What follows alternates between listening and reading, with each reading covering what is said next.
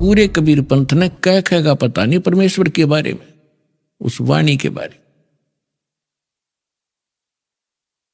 अपने आत्मा आज किसी को बहकाया नहीं जा सकता।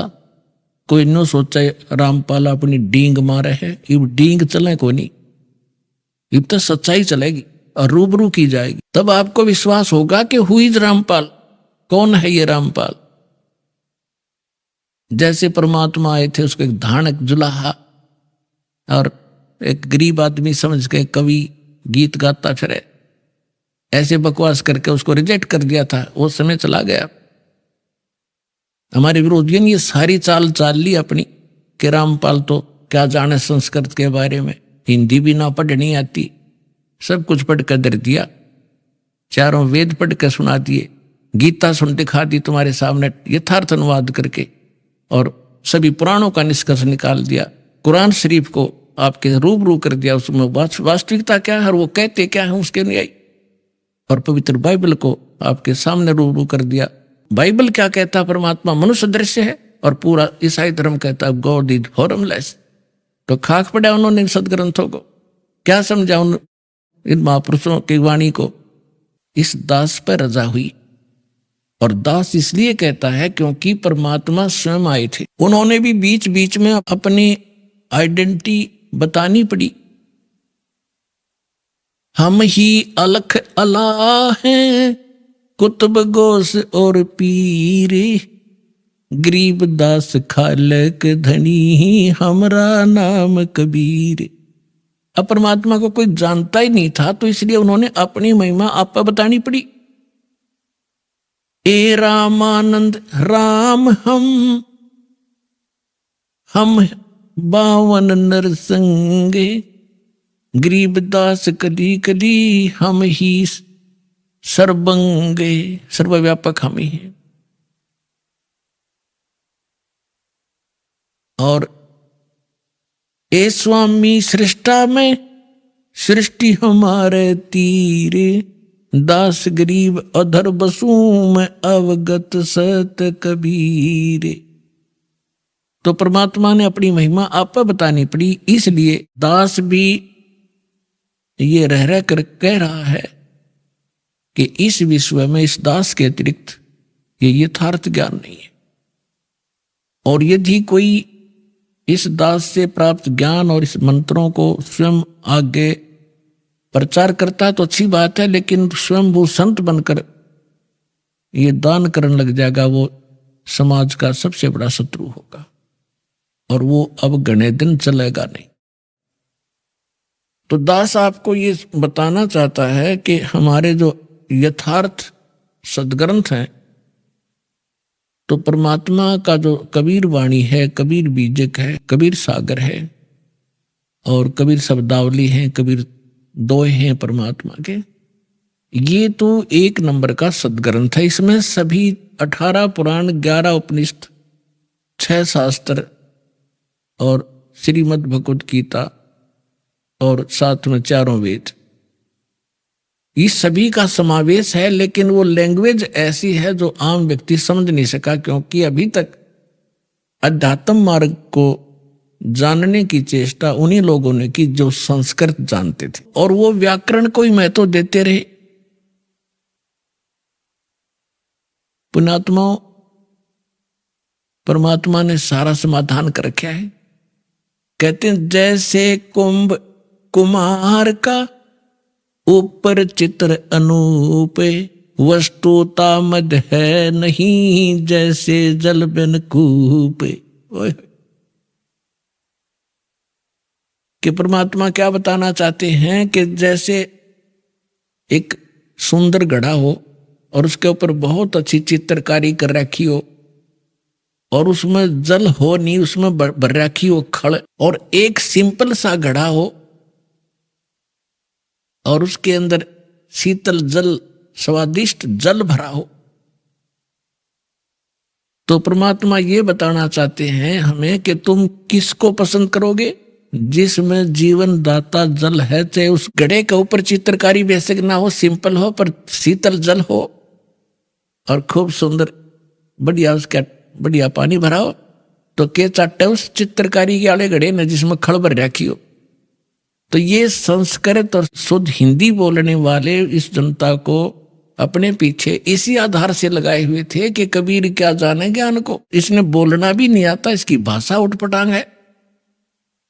तो आज तक हम वो खड़ खाते रहे उस शुद्ध चित्रकारी गढ़े वाली उन शुद्ध बोलड़ियां की। अब हमने पता चला कि इसमें अमृत भरा पड़ा है, जो हमारा जीवन दाता जल भरा पड़ा है इसे सिंपल से गढ़े में। और आज हम सब तृप्त हो रहे हैं, और जो खड़ खा रहे वो आज तक रो रहे हैं। तो पुण्यात्माओं, अब प्रथम नंबर तो ये परमात्मा का ये तो अनमोल ज्ञान है, इसमें तो ऑल इन वन का करें वो है। अब हम चारों वेदों पर आधारित हैं, हिंदू धर्म के, विशेषकर हिंदू धर्म के अनुयायी, और श्रीमद् भगवत गीता पर आधारित हैं कि ये ऑथेंटिक शास्त्र है, और 18 पुराणों पर। अब दास ये बताएगा कि सदग्रंथ कौन कौन से और किस सत्र के हैं, उपनिषद क्या है, पुराण क्या है, वेद क्या और गीता क्या है। अब जैसे सृष्टि रचना के अंदर आपको बहुत बार सुनाया है, अब भी थोड़ा सा हिंट देंगे। जिस समय हम अपनी गलती के कारण इस काल के साथ आगे, और जब हम वहां से चले, परमात्मा ने एक संकेत किया था कि बच्चों तुम जा रहे हो, लेकिन मैं तुम्हें एक सार नाम बताता हूं, मूल मंत्र बताता हूं। इस मूल मंत्र को तुम याद रखना, फिर मैं तुम्हें शीघ्र वहां से छुड़वा लाऊंगा। यदि तुम दुखी हो तो इस मूल मंत्र को, मूल नाम को, मूल ज्ञान को और इस सार नाम को याद रखना। अब हमने कहा जी ठीक है। तब तो हमारा चा चढ़ रहा था ये आने का, बहुत जबरदस्त उमंग उठ रही थी। अब यहां ते इसने ऐसे पत्थर डाल दिया हमारी बुद्धि पर, हमें ये नहीं पता, 2-3 वर्ष के बाद ही भूल लेते हैं पिछला हमने क्या किया था। तो उसको याद दिलाने के लिए स्वयं परमेश्वर आए। उस परमेश्वर ने दया बख्शी हमारे ऊपर।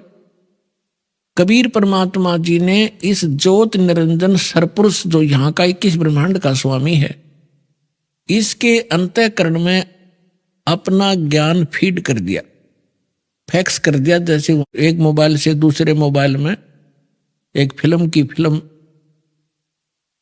फैक्स हो जाती है, दूसरे डाउनलोड हो जाती है, ऐसे डाउनलोड कर दिया और उसमें समय भर दिया।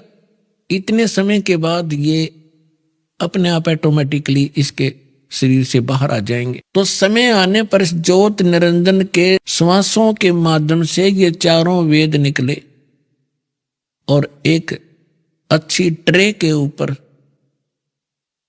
ये विराजमान हो गए। ये पहले पूरा एक ही ग्रंथ था। तो इस काल भगवान ने देखा कि इसमें क्या लिखा, मैं पढ़ूं। अब इसने पहले उस ज्ञान को पढ़ा कि परमात्मा की जानकारी, जिसमें परमात्मा की विशेष जानकारी थी, वो पोर्शन खत्म कर दिया। और भगवान के डर से इसने ये 4 वेद रख लिए, जिसका बाद में इनको 4 वेदों में विभाजित कर दिया गया। और जो मूल ज्ञान था, जो विशेष उसके अंदर डिस्क्रिप्शन था परमात्मा की महिमा का, इसने नष्ट कर दिया, खत्म कर दिया, दबा दिया। उस अक्षति की पूर्ति करने के लिए परमेश्वर को स्वयं आना पड़ता, ये ज्ञान आपको देने के लिए। चारों वेदों का ज्ञान इनकम्प्लीट है, श्रीमद् भगवत गीता का ज्ञान इनकम्प्लीट है, और पुराणों का ज्ञान तो इनकम्प्लीट है ही है, क्योंकि वो तो उसका ज्ञानदाता ही अन्य है। तो चारों वेद गॉड गिवन हैं, परमेश्वर कबीर जी के द्वारा दिए गए ग्रंथ हैं। उनमें से भले ही कुछ अंश निकाल दिया गया हो, फिर भी उस परमात्मा की महिमा बहुत सारी है। लेकिन वेदों में वो मंत्र नहीं है जिससे मोक्ष हो सकता है, ना ही श्रीमद् भगवत गीता। इन वेदों में ज्ञान परमात्मा की महिमा का कलम तोड़ है। परमेश्वर कबीर जी ने अपनी प्यारी आत्मा धर्मदास जी को ये ज्ञान समझाया था, सतलोक दिखाया था। उससे पहले वो धर्मदास जी श्री विष्णु जी का कट्टर उपासक था। जैसे हम हिंदू धर्म के अंदर जन्मे सभी प्राणी श्री विष्णु जी को, श्री शंकर जी को, विष्णु जी को अगर इष्ट मानते थे तो शंकर जी को समांतर आदर देते थे और उनका भी एकादा मंत्र साथ जपया करते थे। ऐसे ही वो था। जब उसकी बुद्धि मालिक ने सेट की, सचखंड लेकर गए सतलोक में, फिर उसको वापस छोड़ा, तब उसको पता चला कि सचमुच परमात्मा तो कोई और है और हम ब्रह्मा विष्णु महेश को परमात्मा मानते थे। और हमारे धर्मगुरु ये कहा करते कि वेदों में ये तीनों देवता सुप्रीम पावर है, इनकी कोई माता नहीं, कोई पिता नहीं, पुराणों में ऐसा ही है। और गीता का भी रेफरेंस देकर श्री कृष्ण जी को सुप्रीम पावर बताया करते थे। तो धर्मदास जी ने कहा कि हे भगवान, मैंने तो आंखों देख लिया आपको, आप ही भगवान और कोई भगवान नहीं है। ब्रह्मा विष्णु महेश पावर नहीं, सुप्रीम पावर नहीं है, परमात्मा नहीं है, ये तो अक्षेत्रीय विभागीय अधिकारी है। हे परमात्मा, फिर तो ये वेद और कतेब पुराण और ये सब झूठे। परमात्मा ने कहा वेद कतेब झूठे नहीं भाई, झूठे हैं जो इनको समझे नहीं। झूठे तो वो है जो इनको समझ नहीं सके। ये बिल्कुल एक नंबर का ज्ञान है इनके अंदर, वेद और कतेबों में। और फिर परमेश्वर ने कहा कि वेद मेरा भेद है, मैं ना मिलूं वेदन के माही और जौन वेद से मैं मिलूं, ये वेद जानते नहीं। परमात्मा ने कहा था ये चारों वेद मेरी महिमा का गुणगान करते। कबीर देव, कबीर साहब, इस पर हजारों स्थानों पर लिखा है। और ब्रह्मा विष्णु महेश भगवान नहीं है, ये शिव पुराण के अंदर लिखा हुआ है। तो ये जिन्होंने इन वेदों और कतेबों को, पुराणों को समझा नहीं, वो लोग नकली थे, झूठे थे, उन्हें ज्ञान नहीं था। वेद कतेब झूठे ना भाई, झूठे हैं जो समझे नहीं। अब जो दास आपको आज निर्णय करने जा रहा है कि कौन से ग्रंथ हैं जिनको हम शास्त्र माने कि उनके अनुसार साधना करने से मोक्ष होगा, वो शास्त्र अनुकूल साधना है। इनमें से परमात्मा की वाणी तो है ही, उसको तो हम बाद में लेंगे, पहले इन वेद और गीता को और इन पुराणों को लेते हैं। क्योंकि आज पूरा मानव हिंदू समाज इन्हीं सदग्रंथों पर आधारित है। और जब उनको ये ज्ञान होगा कि ये सदग्रंथ क्या बता रहे, और फिर उसको रूबरू किया जाएगा, परमात्मा ने 600 वर्ष पहले आकर बताई थी वही बातें अपनी सिंपल उस बिना चित्रकारी वाले घड़े में अमृत भर के गए थे वो, तब हम पहचानेंगे, इस खड़ने छोड़ देंगे और वो जल लेंगे, ग्रहण करेंगे जो हमारा जीवन दाता है। तो पहले हम वेदों को और गीता जी को, इसको निर्णय करते। ये वेद आपको बता दिया गॉड गिवन है, ये स्पिरिचुअल नॉलेज है, ये वो शास्त्र हैं जिसके अनुसार हमने साधना करनी चाहिए। लेकिन ये इनकम्प्लीट है, इनमें कंप्लीट स्पिरिचुअल नॉलेज नहीं है। उदाहरण के लिए दास बताता है, अब चारों वेदों का ज्ञान ही श्रीमद् भगवत गीता है। इसमें गीता ज्ञान दाता ये ब्रह्म है और वेद ज्ञान उसको डायरेक्ट मिला हुआ है। उसमें जो लिखा है वो परमात्मा ने ही लिखा है, जो कुछ भी उसमें लिखा है भगवान ने लिखकर भेजा है। जो कुछ इसकी तरफ का रोल है वो भी मालिक ने लिखा है, इसमें भेजा है इसके पास। अब श्रीमद् भगवत गीता में इसने अपना मत अड़ाया है कुछ, जो युद्ध करवाने के, और वो वेदों से मेल नहीं खाता है तो वो रिजेक्टेड है, वो हमें मान्य नहीं है। श्रीमद् भगवत गीता में जहां पर ये कहता है अर्जुन ये मेरा मत है, यानी वो वेद ज्ञान नहीं है, इसका अपना मत है। और वो मत अगर वेद से मिलता है तो ठीक है, वेद के विपरीत है तो वो ठीक नहीं है। पवित्र चारों वेद, पवित्र श्रीमद् भगवत गीता, ये एथेंटिक शास्त्र हैं जिनके अनुसार हम साधना करेंगे और ये गॉड गिवन है। अब बात रही उपनिषद और पुराणों की। उपनिषद क्या है? उपनिषद है किसी ऋषि का अपना अनुभव, जैसा उसने भगवान को जाना, वेदों को पढ़ा और फिर अपने डले डोए अभ्यास समाधि समुद्धि लगाई, उसने जैसा अनुभव हुआ उसने उसमें लिख दिया, वो उसी के नाम से, जैसे मंडूक उपनिषद है, मांडुक्य नामक एक ऋषि था, उसका अनुभव उसमें जो लिखा, और उस उपनिषद में ये थी वेद के विरुद्ध ज्ञान है तो वो रिजेक्टेड है, और वेद के अनुकूल है तो वेद वाला है, उसका क्या, वो कहां से लाया फिर, वो तो वेद के अंदर विद्यमान ही है। अब बात आती है पुराणों की। ये पुराण क्या है? ये पुराण है श्री ब्रह्मा जी का अनुभव। इस काल भगवान ने सबसे पहले ये चारों वेद जो काट छांट करके इसने रखे थे, ऋग्वेद, यजुर्वेद, सामवेद और अथर्ववेद, ये चारों के चारों वेद इस ब्रह्मा जी को दिए। ब्रह्मा जी की बुद्धि इस काल के हाथ में है। ब्रह्मा जी कौन है? ये इस काल का पुत्र है, ज्येष्ठ पुत्र, बड़ा पुत्र।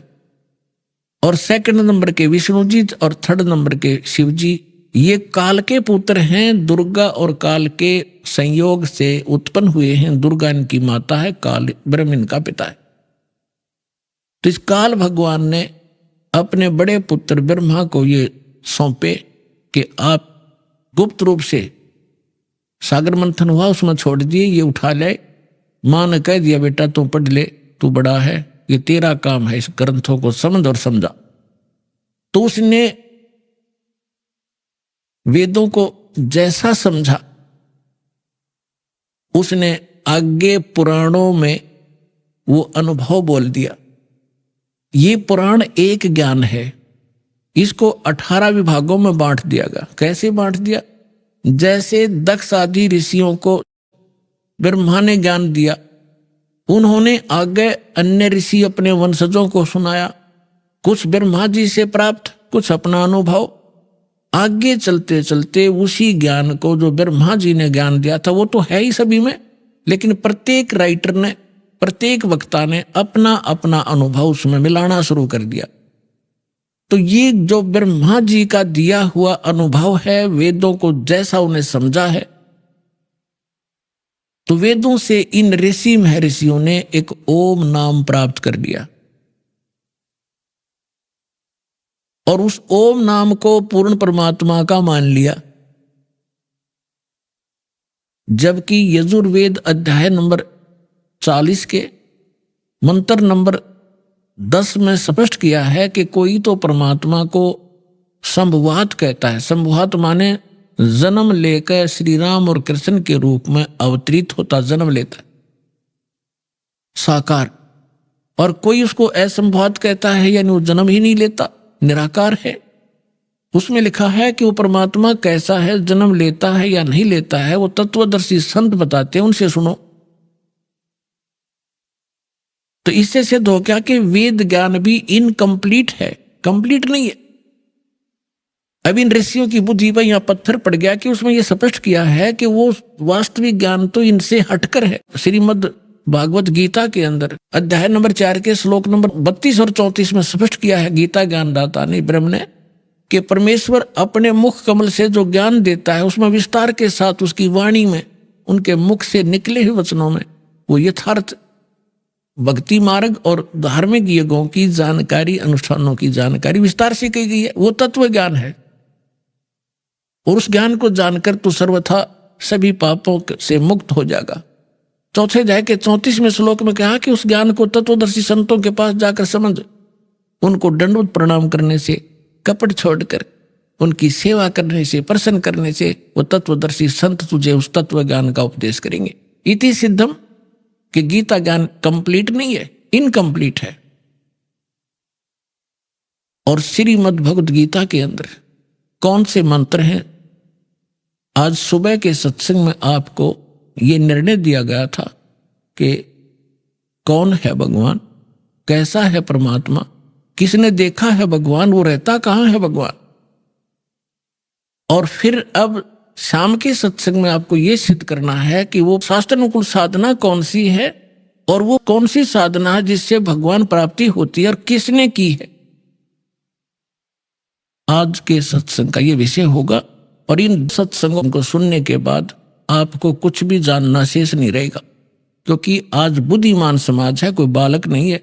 और दास ने भी 14 वर्ष हो गए यही ज्ञान रहकर रटातों को, और सीढ़ी भर कर दे रखी, चिप बना रखी बालका ने और डूंडा ठा रखा है। जो हमारे लिए पहाड़ थे ये सदग्रंथ गीता और वेद, आपके लिए पहली का कायदा बना दिया इस दास ने, परमात्मा कबीर जी की रजा से। क्योंकि टीचर का काम यही होता है सिलेबस को इस सत्र से डिफाइन करे कि स्टूडेंट समझ सके, विद्यार्थी समझ सके,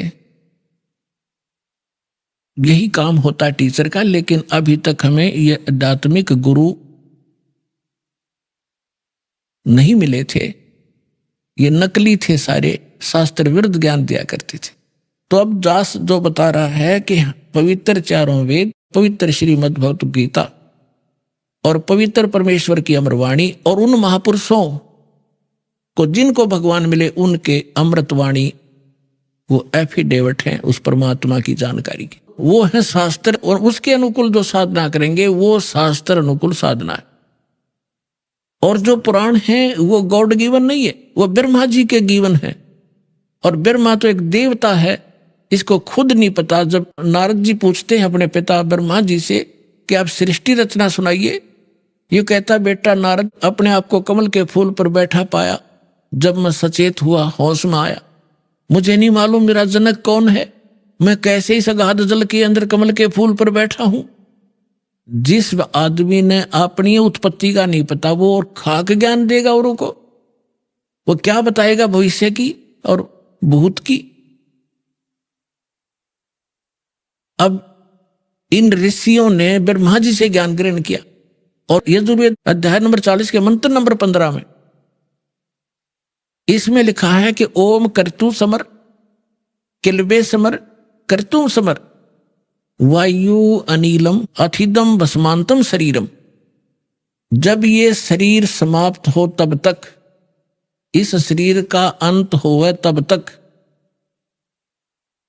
और उस परमात्मा की भक्ति करती रहनी चाहिए। कैसे करे? ओम कर्तु समर किलबे समर और कर्तुम समर, ओम नाम का जाप काम करते करते सिमरण करो और विशेष तड़फ के साथ कसक के साथ स्मरण करो और मनुष्य जीवन का मूल कर्तव्य जान के ओम नाम का जाप करो। अब इन्होंने ऋषियों ने इस मंत्र से ये ले लिया कि ये ओम नाम है उस परम पिता का। जैसे श्रीमद् भगवत गीता वेदों वाला ज्ञान है और गीता ज्ञान दाता वही है जो वेद ज्ञान दाता है। तो इसमें स्पष्ट किया है 18वें अध्याय के 62वें श्लोक में कि अर्जुन तू सर्वभाव से उस परमेश्वर की शरण में जा, उसकी कृपा से तो परम शांति को और सनातन परम धाम को प्राप्त होगा। तो इन हमारे ऋषि में ऋषियों की बुद्धि पर पत्थर पड़ रहा था, आचार्यों शंकराचार्यों के, कि ये भगवान अपने से अन्य किसके बारे में कह रहा है। तो इनको ज्ञान तो था नहीं, गोलमोल कर देते हैं। भगवान अपने बारे में कह रहे हैं और किसके बारे में कह रहे हैं। सुबह के सत्संग में आपको डिफाइन किया था कि 3 पुरुष हैं और श्रीमद् भगवत गीता अध्याय नंबर 15 के श्लोक नंबर 1 से लेकर 4 में और 16 और 17 में स्पष्ट किया है कि ऊपर को जड़ और नीचे को तीनों गुण रूपी शाखा वाला ही उल्टा लटका हुआ संसार रूपी पीपल का वृक्ष समझो, और तीनों गुण रूपी इसकी शाखा है। और जो संत इस सभी विभागों को जानता वृक्ष के, वो तत्वदर्शी संत है। और फिर 15वें अध्याय के 4 श्लोक में कहा कि जब तत्वदर्शी संत मिल जा, उसके बाद इस अज्ञान रूपी अंधकार को, उलझी हुई गुत्थी को तत्व ज्ञान रूपी शस्त्र से काट के यानी समझ के, उसके पश्चात परमेश्वर के उस परम पद की खोज करनी चाहिए, जहां जाने के बाद साधक फिर लौटकर कभी संसार में नहीं आते। और गीता ज्ञान दाता 4 अध्याय के 5 और 9 श्लोक में गीता में, 2 अध्याय के 12 श्लोक में, 10वें अध्याय के 2 श्लोक में कहता है कि अर्जुन तेरे और मेरे बहुत जन्म हो चुके, तू नहीं जानता मैं जानता हूं, हम पहले भी जन्मे थे, आगे भी जन्म होगा। इसलिए वो कहता है कि उस परमेश्वर की परम पद की खोज करनी चाहिए, जहां जाने के बाद फिर जन्म मृत्यु नहीं होती। और उसके लिए ऑप्शन छोड़ दिया कि तत्वदर्शी संतों की खोज कर, वो बताएंगे उसके पाने का मार्ग।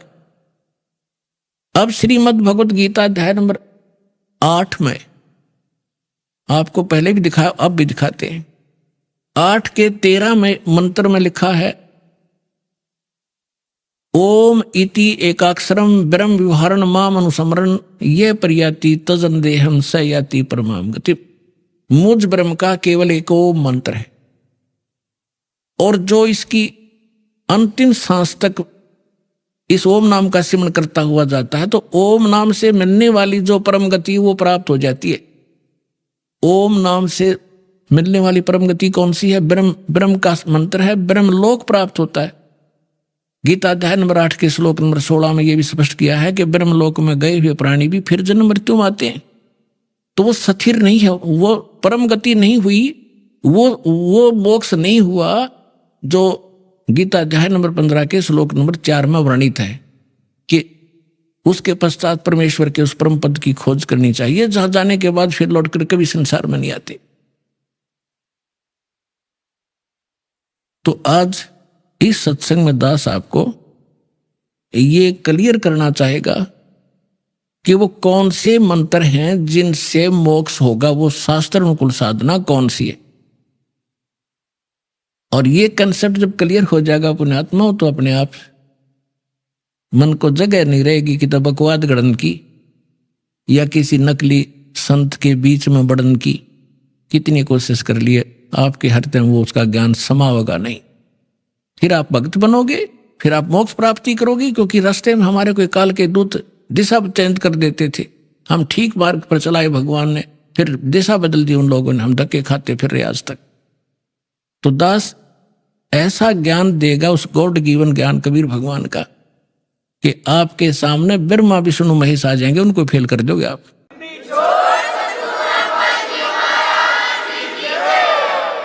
तो सबसे पहले आपको दिखाते हैं कि हमारे पवित्र सदग्रंथ जिनको हम शिरोधार्य मानते थे वो कौन सा मंत्र बताते थे, और हमारे नकली धर्मगुरु हमें कौन से मंत्र रटवाते थे। देखिएगा, ये है श्रीमद् भगवत गीता,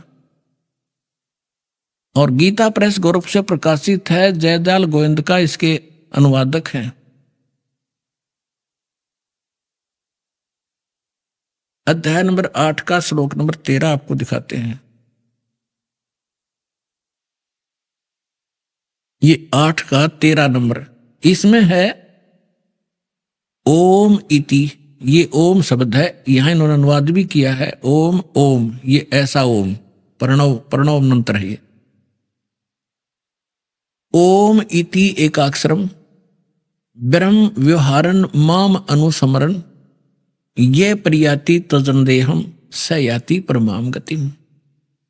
इन्होंने अनुवाद ठीक नहीं करना आया, ये लिखा है जो पुरुष, यहां से शुरू होता है इसका, जो पुरुष ओम ओम इस एक अक्षर रूप ब्रह्म को उच्चारण करता हुआ उसके अर्थ स्वरूप मुझ निर्गुण ब्रह्म का चिंतन करता हुआ शरीर त्याग कर जाता है, वह पुरुष परम गति को प्राप्त होता है।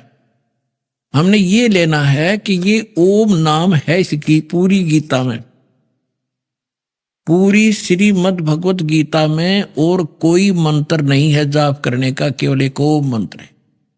ये है ब्रह्म का, ये कहता है मुझ ब्रह्म का। ओम इति एकाक्षरम ब्रह्म व्यवहारन माम अनुसमरन ये प्रियाति तजन देहम स याति परमाम गतिम।